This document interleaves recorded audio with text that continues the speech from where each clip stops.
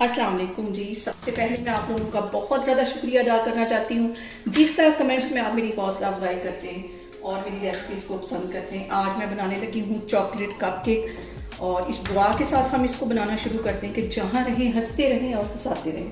और यहाँ पे मैंने ले लिए 2 अंडे और इसे डाल दिया मैंने ग्राइंडर जार के अंदर। इसके अंदर आज मैं इसको बनाऊँगी और इसके साथ ही तकरीबन आधा कप के जितना इसमें कुकिंग ऑयल है ये इसमें चला जाएगा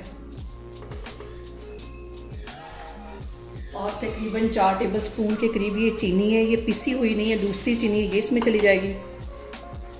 और 1 टेबलस्पून भर के यहाँ पे इसमें चला जाएगा कोको पाउडर। इन सारी चीज़ों को तकरीबन हमने 3-4 मिनट के लिए अच्छी तरह ग्राइंड कर लेना। और यहाँ पे देखें जी सारी चीज़ों को बीट करते हुए मुझे तकरीबन हो गए 3 मिनट। अब इसे मैं बाहर निकालती हूँ तो फिर मैं आपको दिखाती हूँ।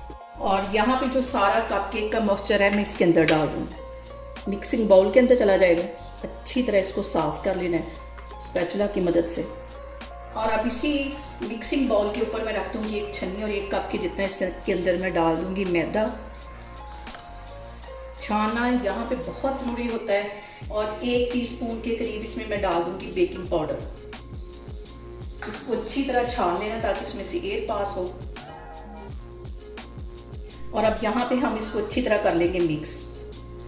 और रूम टेम्परेचर पे मैंने दूध ले लिया तकरीबन 6 टेबलस्पून के करीब। जितनी ज़रूरत होगी उतना हम इसके अंदर डालेंगे। पहले मैं इसको अच्छी तरह मिक्स कर लेती हूँ और अब इसके अंदर थोड़ा थोड़ा करके मैं दूध डालती जाऊँगी और इसको मिक्स करती जाऊँगी।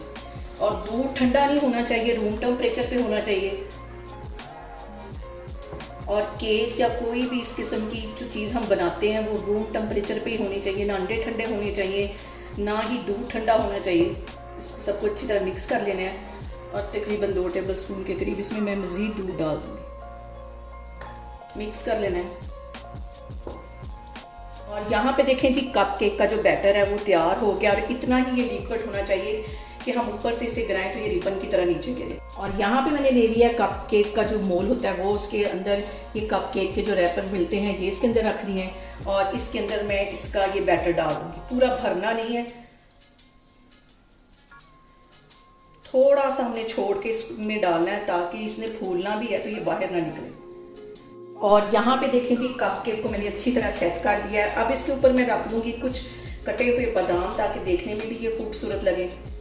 सारे में इस तरह बादाम सेट करती जा रही हूँ।